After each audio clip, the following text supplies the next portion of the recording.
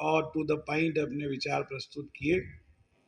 मैं आप लोगों को दो तीन कुछ ऐसी उदाहरण देते हुए अपनी बात को समाप्त करूंगा, क्योंकि मुख्य रूप से सारी बातें आप लोगों के गीत और आप लोगों के भाषण में आ चुकी है। दोस्तों, एक्चुअल में हमारा देश ठीक से जो कहते हैं ना, पूरी आज़ादी जिसको मिली, वो अलग अलग दिनों में लोग बताते हैं। पहली बार में हमारे देश को जब स्वतंत्रता मिली और गणतंत्र लागू हुआ, तो करीब 14 ईयर्स तक, 14 साल तक हमारे देश का एक स्टेट ऐसा था जहां 26 जनवरी को गणतंत्र दिवस का तिरंगा नहीं फहराया जाता था, स्वतंत्रता का त्योहार नहीं मनाया जाता था। और वह हमारे देश का महत्वपूर्ण राज्य था गोवा, है ना। गोवा को जो मुक्ति मिली वह 1961 में मिली। इस गोवा की मुक्ति के लिए भी बहुत सारे संघर्ष हुए, क्योंकि वहां पर अंग्रेजों का शासन नहीं था। जहां जहां अंग्रेजों का शासन था, अंग्रेजों ने हमारे देश को स्वतंत्रता 15 अगस्त 1947 की अर्धरात्रि को सौंपी, लेकिन जहां उनका शासन नहीं था वो कैसे सौंपते। इस ओर हमारा ध्यान ही नहीं गया। इस ओर हमारा ध्यान दिलाने वाले सबसे पहले जो व्यक्ति थे वो थे राम मनोहर लोहिया, जो जर्मनी से अपना स्वतंत्रता का संघर्ष जारी रखे हुए थे। हिटलर से मिले और हिटलर द्वारा सहयोग न करने पर, ये वो व्यक्ति थे जिन्होंने हिटलर को ही धमकी दे डाली कि तुम हमारा क्या बिगाड़ लोगे। हिटलर ने इनके खिलाफ षड्यंत्र रचा कि ये व्यक्ति हिंदुस्तान नहीं पहुंचना चाहिए जिंदा, और कुछ लोगों ने इनकी सहायता की, वो भी बड़े चोरी चुपके से, कि जितनी जल्दी हो यहाँ से जहाज में बैठ करके और हिंदुस्तान पहुंच जाओ, वरना आप यहाँ जीवित भी नहीं रह पाओगे। तो राम मनोहर लोहिया एक जहाज में बैठ करके आए। इनके पास जो बहुत सारा साहित्य था, इनकी बुक्स थी, इनके कपड़े थे, इनका बैग था, वो सब भी हिटलर के समर्थकों ने समुद्र में फेंक दिया। जैसे तैसे अपनी जान बचाकर ये कलकत्ता के बंदरगाह पर पहुंचे, और भयंकर भूख लग रही थी। 2 दिन से भूखे थे, पैसा नहीं था, पहनने को कपड़े नहीं थे, और पहचान भी अपनी एक तरह से खो चुके थे कि वहां कलकत्ता में कौन पहचानेगा। तो वहां ये हिंदुस्तान टाइम्स के संपादक के पास गए कि मैं राम मनोहर लोहिया हूं। मतलब देखो, आजादी के संघर्ष में कैसी कैसी नौबत आती है कि मुझे बड़ी जोर की भूख लगी है, कई दिनों से, 2-4 दिनों से भूखा हूं, और मेरे पास एक भी पैसा नहीं है, और मैं फ्री में आपका किसी का मतलब वो उपहार के रूप में भी भोजन स्वीकार नहीं कर सकता, है ना। तो हिंदुस्तान टाइम्स वालों ने इनके लिए भोजन का प्रबंध किया। उससे पहले ही बोले कि मैं भोजन तब तक नहीं करूंगा जब तक कि इस भोजन के बदले जो कीमत होती है उसका मैं भुगतान न कर दूं। आप मुझसे आपके हिंदुस्तान का जो आने वाले कल का एडिटोरियल लिखवा लीजिए, मैं संपादकीय लिख दूंगा, अच्छा आलेख लिख दूंगा, मेरी भाषा पे बहुत अच्छी पकड़ है। और इन्होंने हिंदुस्तान टाइम्स के लिए एक आलेख लिखा, उसके एवज के रूप में इन्होंने उसके मानदेय के रूप में भोजन किया। ऐसी ऐसी तकलीफ लोगों ने झेली। तो कितनी मुश्किल से ये अधिकार हमें मिले हैं, और जब अधिकार मिले हैं तो जो बात आप लोगों ने कही, कर्तव्य का पालन सर्वोपरि होना चाहिए। इसी श्रृंखला में अगर हम छोटे छोटे 1-2 उदाहरण देखें, देखिए ये जो 1860 ईस्वी का जो दशक था, 1860 से लेके 1869 तक, इस दशक में बड़े बड़े महापुरुष पैदा हुए। सुभाष चंद्र बोस का जन्म इसी दशक में हुआ, स्वामी विवेकानंद का जन्म इसी दशक में हुआ, महात्मा गांधी का जन्म इसी दशक में हुआ, और ऐसे अनेक महापुरुष हैं जिनका जन्म इसी दशक में हुआ। इस दशक में जन्म लेने वालों में या इसके आसपास ही जन्म लेने वालों में एक थी मैडम भीकाजी कामा।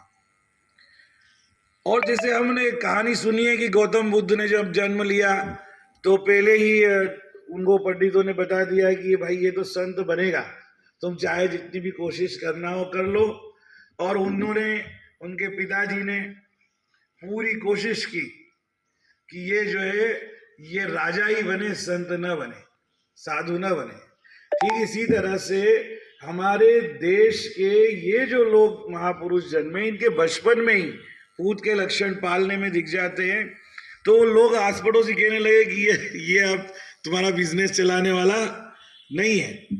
मैडम भीकाजी कामा जब देखती थी तो उस समय कांग्रेस का आंदोलन चल रहा था, और इन्होंने देखा कि यहाँ पर तो बहुत जो है देश पर अत्याचार कर रहे हैं अंग्रेज, तो उन्होंने उस समय पूना में जो प्लेग फैला था और जो महामारियां फैली थी, उसमें अपने देश के लोगों की सेवा के लिए उन्होंने अपने प्राणों की आहुति देने तक का संघर्ष किया।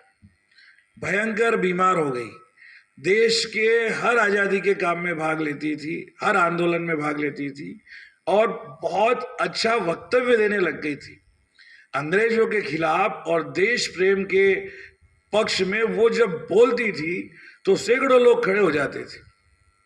उनके पिताजी ने सोचा कि मेरे पास अरबों खरबों रुपए की संपत्ति है और ये देश सेवा में सब कुछ लगा देना चाहती है, अगर ऐसा ही रहा तो एक ही बेटी है और हमारे मतलब कुल का नाम इस तरह से कैसे रोशन होगा। कि उन्होंने कहा, सोचा कि मैं चाहता हूं मेरी बेटी दुनिया के सारे सुख भोगे, बहुत अच्छा घर मिले, बहुत अच्छा वर मिले और सारे महलों की सुविधाएं उसे मिले, लेकिन कहते ना जिनके हृदय में देश प्रेम धड़कता हो उनके लिए दुनिया के सारे सुख कोई मायना नहीं रखते। उन्होंने मैडम भीकाजी कामा का विवाह रुस्तम कामा नाम के नवयुवक से कर दिया, जो वो भी बहुत ही धनाढ्य परिवार के और देश प्रेम के एकदम अगेंस्ट अंग्रेजों के भक्त के रूप में या अपने धन दौलत में मस्त रहने वाले व्यक्ति के रूप में फेमस थे। उन्होंने बहुत प्रयास किया कि मैडम भीकाजी कामा ये सब सामाजिक सेवा का काम छोड़े और ऐश करे और दुनिया में घूमे, उनके पास इतने पैसे थे। तो उन्होंने जब देखा, कहते ना कि एक देखो दो तरह के उदाहरण में दूंगा कि एक पति अपनी पत्नी का या इस तरह का कार्य देखते हुए देखते देखते जब मरणासन्न स्थिति आ गई मैडम भीकाजी कामा की, तो इनके पति रुस्तम कामा ने कहा कि मैं हार गया, तुम्हारे देश प्रेम के सामने मेरी अब हिम्मत नहीं है कि मैं तुम्हें जीवन के सुख साधनों के लिए भोगने के लिए कहूँ। और उन्हें कहा तुम्हारे देश प्रेम को मैं भी स्वीकार करता हूँ, लेकिन मेरी एक विनती स्वीकार कर लो। तो बोले क्या? बोले मैं चाहता हूँ तुम और देश सेवा करो, लेकिन अगर इस तरह के तुम मरणासन्न अवस्था में रहोगी तो ज़्यादा दिन जी नहीं पाओगी। बोले आप क्या चाहते हो? तो उन्होंने बोला तुम मेरे साथ पेरिस चलो और वहाँ का जो भी बढ़िया से बढ़िया हॉस्पिटल है वहाँ पे अपना इलाज करवाओ। मैडम भीकाजी कामा इनके साथ, उन्होंने मैडम भीकाजी कामा को अपनी सारी सुख सुविधाओं के साथ में खूब धन दे करके और पेरिस में इनके इलाज की व्यवस्था की। जब पेरिस में इनके इलाज की व्यवस्था की तो 1914 का जो युद्ध चल रहा था उसमें बहुत सारे फ्रांस में वो ऐसे अंग्रेजों के सेना के वो कहते हैं ना सैनिक थे जो वहाँ बंदी गृह में यातना भोग रहे थे, जो भारतीय थे। इन्होंने जाकर के वहाँ पर सारे भारतीयों के सैनिकों के बीच में एक कार्यक्रम किया और इस प्रकार एक देश प्रेम का भाषण दिया कि सारे ने अंग्रेजों के खिलाफ विद्रोह कर दिया। और चूंकि इतना इन्होंने किया, उसी समय 1905 या 1907 में ऑस्ट्रिया में वियना में एक समाजवादी सम्मेलन हो रहा था, जहां महान समाजवादी लेनिन भी शिरकत कर रहे थे और सभी देशों के जितने भी बड़े बड़े दार्शनिक और राजनेता है वो सब वहां आए थे। लेकिन भारत तो एक गुलाम देश था, कहीं भी भारत का कोई व्यक्ति कैसे जाएगा? तो जो काम स्वामी विवेकानंद ने शिकागो के सम्मेलन में किया, वही काम मैडम भीकाजी कामा ने उस समय वियना के समाजवादी सम्मेलन में किया। आपको शायद ये पता हो या नहीं पता हो, मैडम भीकाजी कामा ने पहली बार हमारे देश की आज़ादी के कई वर्षों पहले उस सम्मेलन के प्रारंभ होने से पहले एक भारत का तिरंगा ध्वज उन्होंने वहाँ अपने से बनाया और उस ध्वज को फहराया और ध्वज को प्रणाम किया। उसके बाद अपनी बात कही कि हम राष्ट्रीय हम लोग राष्ट्रवादी लोग और भारतवासी अपने ध्वज को सबसे ज्यादा सम्मान देते हैं। और उन्होंने वहां सारे के सारे जितने भी थे वहां अपनी आवाज बुलंद की कि ये अंग्रेज, उनको उनके मुंह पे कहा ये जो इंग्लैंड के प्रतिनिधि यहाँ बैठे हैं और ये जितने भी ये अपने आप को ये बहुत बड़ा न्यायशाली और बहुत महान समझते हैं, ये काले और गोरे का भेद करके और हर प्रकार से देश और देशवासी का भेद करके ये किस प्रकार से हमारे देश में अत्याचार कर रहे हैं उसकी कहानी मैं आप लोगों को सुनाती हूँ कि इन्होंने देश के लिए जीने वालों को तोपों के मुंह से बांध कर उड़ा दिया। इन्होंने बहादुर शाह जफर जैसे देश के लिए मर मिटने के लिए 1857 की क्रांति में काम करने वाले के सारे बच्चों के सिर को काट करके थाली में रख करके उसको नजराना पेश किया। उन्होंने ये जो कहानियां एक से एक सुनाई तो उस समय अंग्रेजों के खिलाफ विश्व स्तर पर एक माहौल बना। भारत में तो भारत के जो क्रांतिकारी काम कर ही रहे थे, ये वो दौर था जब गांधी जी का पदार्पण ही भारत में नहीं हुआ था। 1915 में गांधी जी भारत आए, लेकिन 1915 के पहले और 15 से भी 20 तक बाल गंगाधर तिलक का परचम लहराता था। असल में असहयोग आंदोलन शुरू होने से पहले हमारे देश के ऐसे ऐसे महान क्रांतिकारी हुए, ऐसे ऐसे महापुरुष हुए जिनकी कहानियां तक हमें याद नहीं है। आपको एक छोटा सा एक और उदाहरण में पहले दिया था, लेकिन स्पष्ट रूप से कुछ चीजें नहीं बताई थी कि हमारे देश में ऐसे बहुत सारे धनाढ्य लोग थे। आप देखो जानते हैं ना कि अभी ये जो एक शाहीन बाग में आंदोलन चला था दिल्ली में, तो आपने देखा होगा कि बहुत सारे ऐसे खाते पकड़े गए जहां विदेशों से उस आंदोलन को चलाने के लिए फंडिंग हो रही थी। तो देश विरोधी काम हो या देश के लिए काम हो, उसके लिए बहुत बड़ी मात्रा में धन की आवश्यकता होती, बिना फंड के कुछ हो नहीं सकता। तो इस तरह के क्रांतिकारियों को, जहां क्रांतिकारियों को फंड नहीं मिलता था तो अंग्रेजों का खजाना लूट लेते थे। काकोरी और ये जो षड्यंत्र केस थे उसमें यही मामला था। लेकिन अब देश के आंदोलन में भी तो एक अच्छा फंडिंग करने वाले लोग होना चाहिए। तो उस समय सबसे ज्यादा फंडिंग करने वाला दिल्ली का एक सेठ था जिसका नाम था जगत सेठ रामजी गुड़वाला। इस नाम से वो फेमस थे। बहादुर शाह जफर इतना बड़ा धनाढ्य व्यक्ति था कि बहादुर शाह जफर स्वयं दीपावली पर और अन्य त्योहार पर सेठ रामजी गुड़वाला के घर जाते थे और सेठ रामजी गुड़वाला प्रत्येक त्योहार पर 2 लाख अशरफियों का नजराना सुल्तान को भेंट करता था, बहादुर शाह जफर को भेंट करता था। और वो इतना परोपकारी व्यक्ति था कि किसी भी प्रकार के सामाजिक कार्य के लिए, धर्मशाला के लिए या क्रांति के आंदोलन में मदद करने के लिए वह लाखों रुपए, करोड़ों रुपए, अरबों रुपए अपने से बिना किसी लौटने की अपेक्षा के दान किया करता था। अब जब अंग्रेजों को मालूम था ये बात कि ये जो है हमारा आंदोलन तब तक ये जो है हम दबा नहीं पाएंगे जब तक कि ये आर्थिक सहायता देश हमारे जो विरोधी है उनको पहुंचाता रहेगा, क्रांतिकारियों। तो उन्होंने अपने आदमी इनके पास भेजे और बोला कि तुम अपना जो है जितना भी धन है हमें दो और इन लोगों को धन देना बंद करो।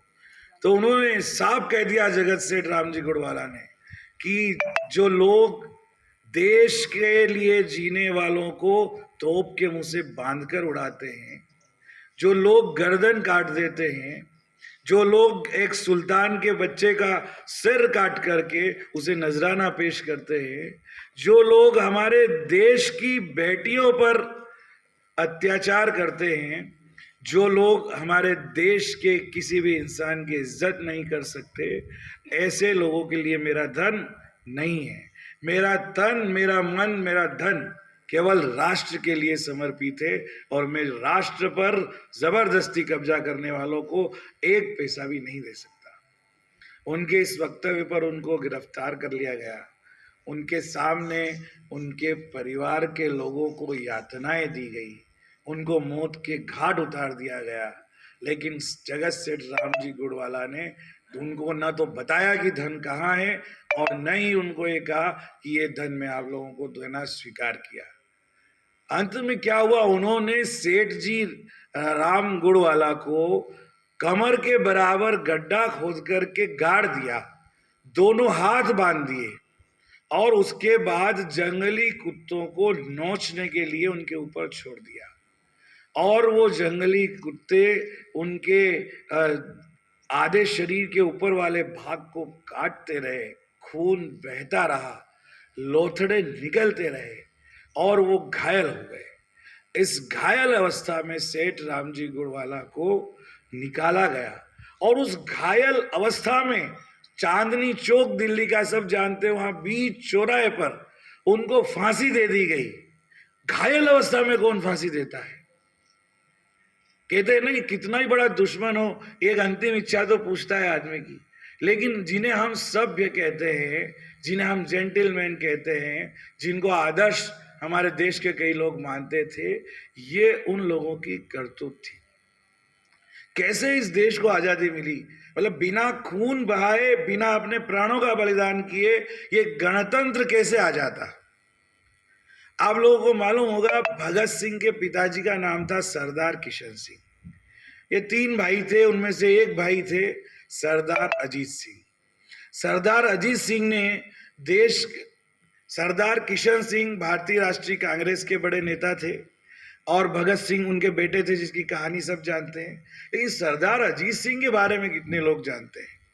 सरदार अजीत सिंह लाला हरदयाल, श्यामजी कृष्ण वर्मा, मैडम भिकाजी कामा, इन सब लोगों का साथ देने के लिए विदेश में लंदन, फ्रांस, जर्मनी में जाने के लिए अफगानिस्तान के रास्ते से होकर वहां गए और इन्होंने जीवन भर खूब जबरदस्त आंदोलन किया, नाकों चने चबा दिए अंग्रेजों को।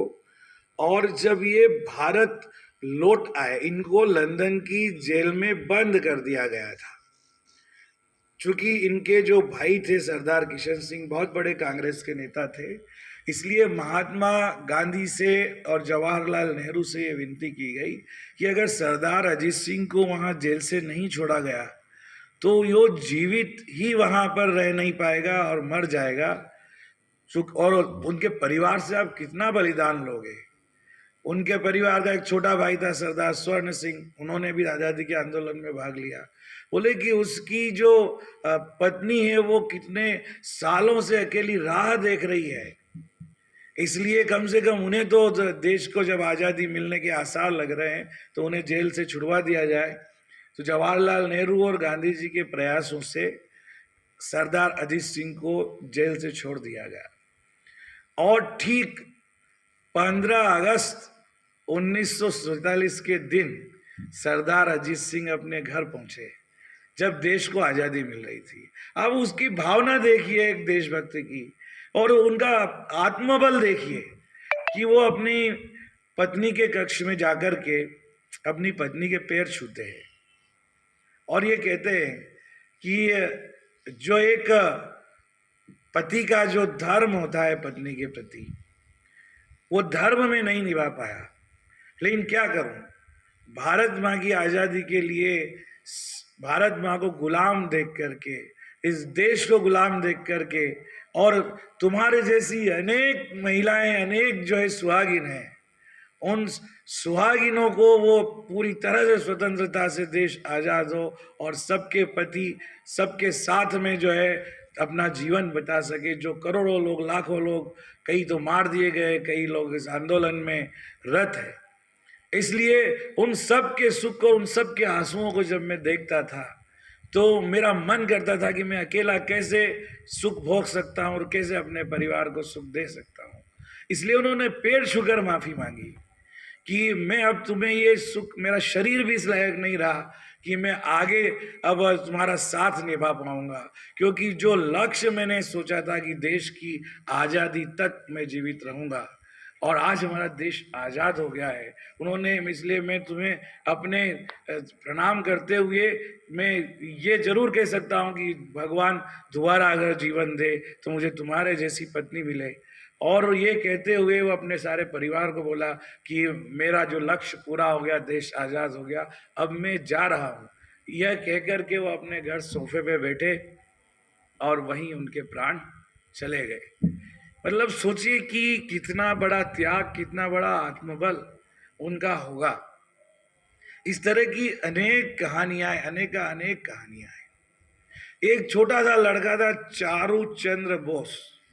वो कहते हैं ना कि देश की सेवा के लिए उसका एक हाथ ही नहीं था। चारू चंद्र बोस जो है, उसका एक हाथ ही नहीं था।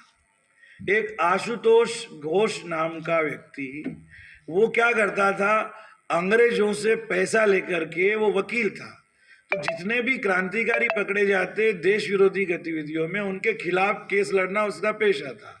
बहुत बड़ी मात्रा में पैसा लेकर के वो क्रांतिकारियों के खिलाफ झूठे गवाह और सबूत पेश करके और वह उनको जेल करवा देता था, और अंग्रेजों का बड़ा प्रिय था।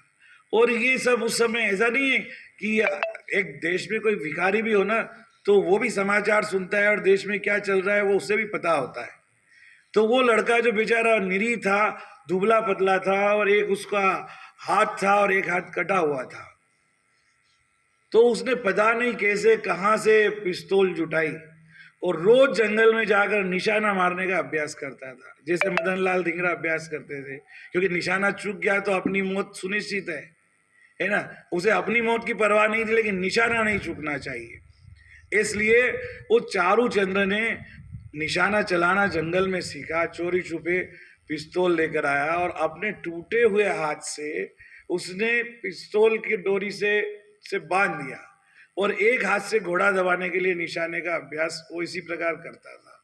और जिस समय क्रांतिकारियों के खिलाफ अंतिम रूप से लड़ा, वो उनके खिलाफ गवाह पेश करने वाला जो आशुतोष घोष था, वकील के ठीक सामने गया और जाकर के उसने पिस्तौल से 2-4 गोलियां उसके सीने में दाग दी और वो वहीं ढेर हो गया। और ये खुश था, खुशी खुशी इसने अपने आप को सिपाहियों के हवाले कर दिया। तो मेरा कहने का मतलब यह है कि आप बताइए कि देश सेवा करने के लिए एक हाथ भी नहीं होना, शरीर से दुबला पतला होना, किसी प्रकार की कोई शक्ति नहीं होना, ये मायने नहीं रखता। क्योंकि आप कितने भी बलशाली हो, आप ऐसा आत्मबल रखने वाले दुबले पतले आदमी के सामने भी कमजोर साबित हो सकते हैं। इसलिए इस देश को जब आज़ादी मिली और 1949 को जब हमारा गणतंत्र का संविधान तैयार हुआ और ये जब 1950 में लागू हुआ, आज करीब इसको 62 इयर्स हो गए हैं। लेकिन आप सोचिए कि वो भावना जो आज़ादी के पहले हमारे देश के लोगों में थी, क्या आज है? देखो, अच्छे और बुरे दोनों प्रकृति के इंसान ये तो इस धरती के जन्म से है और धरती के अंत तक रहेंगे। अच्छे और बुरे, बेईमान और ईमानदार रहेंगे, लेकिन इसका देश के प्रति जो भाव जिसका होता है, वो गणतंत्र के प्रति, वो गणतंत्र तभी चल सकता है, कोई भी समाज और देश खुश तभी रह सकता है जब उस देश का प्रत्येक निवासी दूसरों की खुशियों के लिए काम करे। और जिंदगी का असली मकसद यही होता है, खुश रहना। आप और हम जो कुछ भी कर रहे हैं वो इसलिए कर रहे हैं कि हम दिल से खुश रहें। और जो व्यक्ति दिल से खुश है, उसे किसी प्रकार की दौलत की, संपत्ति की चाह नहीं होती। दिल से खुश रहने का एक ही तरीका है कि हम दूसरों को खुश रख सके, और दूसरों को खुश रखने का एक ही तरीका है कि हम अपने कर्तव्य को ठीक से निभाएं। जैसा कि मैंने, और हम अपने कर्तव्य को ठीक से निभाएंगे तो हमारे अधिकार हमें स्वयमेव मिल जाएंगे। हमारे देश के प्रधानमंत्री भी यही कहते हैं कि हम जब अपना कर्तव्य निभाते हैं तो दूसरों को उनके अधिकार प्राप्त होते हैं, और जब दूसरा अपना कर्तव्य निभाता है तो हमें अपने अधिकार अपने आप मिल जाते हैं। जैसे एक सिंपल सा एग्जाम्पल है कि हम अपनी कक्षा के एक एक बच्चे की खुशी के लिए, उसको सिखाने के लिए इतने तत्पर रहे जैसे अपनी सगी औलाद के प्रति। ये कर्तव्य अगर हम निभाते हैं, चिंता करते हैं, हमें नींद नहीं आती है, एक भी बच्चा अगर पढ़ना नहीं जानता उसकी चिंता हमें रहती है, तो हमारे इस कर्तव्य के पालन से उस बच्चे को अपने सारे अधिकार मिल जाएंगे, वो स्वयं मिल जाएंगे। और इसी तरह से हम अगर अपना कर्तव्य निभाएंगे तो हमें अपने अधिकार सारे स्वयं मिल जाएंगे। लेकिन अंत में मैं इतना ही आप लोगों को बताना चाहता हूं कि आज भी क्या हमारे देश में गणतंत्र के वास्तविक रूप से लागू होने के लाभ एक एक जनता को मिल रहे हैं, जिसके पास पैसा है। गणतंत्र किसका है? भारत सरकार। भारत सरकार के जो नीति नियम है, क्या उससे हर एक इंसान लाभान्वित हो रहा है? मतलब भारत सरकार से बढ़िया कोई चीज है नहीं। तो आप ये बताइए, इसका मतलब ये है कि जिस तरह लंदन और अमेरिका और दूसरे देशों में सबसे अच्छे हॉस्पिटल है गवर्नमेंट हॉस्पिटल, सबसे अच्छे डॉक्टर माने जाते हैं गवर्नमेंट डॉक्टर, सबसे अच्छे स्कूल माने जाते हैं गवर्नमेंट स्कूल, सबसे अच्छी अदालत वहाँ की अदालत मानी जाती है। मेरा कहने का तात्पर्य है कि क्या आज हम गर्व कर सकते हैं सरकारी स्कूलों पर? केंद्रीय विद्यालय पर तो गर्व किया जा सकता है, लेकिन देश के सरकारी स्कूलों, आज ये गणतंत्र तो तब सफल होगा जब इस देश का विधायक, जब इस देश का सांसद और जब इस देश का पैसे वाला व्यक्ति सरकारी स्कूल में अपने बच्चों को लाइन में लगा करके भर्ती करवाएगा और गर्व करेगा कि मेरा बेटा गवर्नमेंट स्कूल में पढ़ता है। तब हम मानेंगे कि हमारा देश गणतंत्र है। गणतंत्र तब लागू होगा देश में जब एक गरीब से गरीब व्यक्ति, जिसके पास पैसे नहीं है, जो ईमानदार है, जो देश के लिए सोचता है, जिसका आचार व्यवहार अच्छा है, लेकिन कोई व्यक्ति उसे अपराध में फंसा देता है या कोई व्यक्ति उसके परिजनों के साथ अन्याय करता है, उसका अधिकार छीन लेता है और मामला जब पुलिस के पास जाता है तो पुलिस, चाहे उसके खिलाफ विधायक हो, सांसद हो या करोड़पति आदमी हो, उस गरीब का साथ दे, क्योंकि संविधान दोनों के लिए बराबर के अधिकार देता है। जब अदालत में केस लड़ने वाला वकील बिना पैसे लिए ऐसे व्यक्ति का साथ दे, तब हम कहेंगे कि देश में गणतंत्र है। अन्यथा शिक्षा तो पैसे वालों के लिए आजादी के पहले भी थी। डीएवी स्कूल आजादी के पहले भी थे, बड़े बड़े प्राइवेट स्कूल आजादी के पहले भी थे। पैसे वाला तो कल भी अच्छे अपने बच्चों को अच्छे स्कूल में एजुकेशन दे देता, पैसे वाला आज भी अच्छे स्कूल में एजुकेशन दे देता। पैसे वाले के लिए तो कल भी घर में डॉक्टर आ जाते थे, पैसे वाले के लिए आज भी घर में डॉक्टर आ जाते हैं। फिर जब सब कुछ पैसा ही है तो फिर आजादी और गणतंत्र का मतलब क्या है? आजादी और गणतंत्र का तो मतलब यही है कि हम अपने देश के निवासियों को बेहतर शिक्षा दे सके, बेहतर स्वास्थ्य दे सके और सबसे बेहतर न्याय दे सके। आज भी हमारे देश में 20 लाख रुपए का रसीद लेने, क्या कहते हैं, 20 लाख रुपए मुकदमे के लिए लड़ने वाला वकील किसी को रसीद नहीं देता।